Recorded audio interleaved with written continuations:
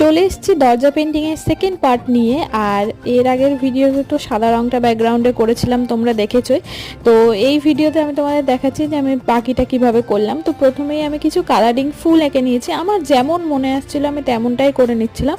আর তারপর কিছু ডালপালা আর কিছু তার সাথে পাতাও অ্যাড করে দিয়েছিলাম। তো ফুলগুলো তো প্রথমে রাফলি এঁকেছিলাম, তো সেইগুলোকে পরে আবার ব্ল্যাক কালার দিয়ে একটু ভালো মতো শেপে আনছিলাম। সেই রকম খুব ভালো মতো পারফেক্ট করে করিনি, যেমন মনে হচ্ছিল তেমনটাই করেছি। তারপর প্রত্যেকটা ফুলের মাঝখানে গোল্ডেন এবং মেটালিক সাদা কালারটা দিয়ে নিয়েছিলাম। আর এরপরে আমার কিছু কিছু জায়গা বেশ ফাঁকা লাগছিল, তো ওই জায়গাগুলোতে আমি এরকম হাতের সাহায্যে মেটালিক কালার দিয়ে ডট ডট করে নিয়েছিলাম।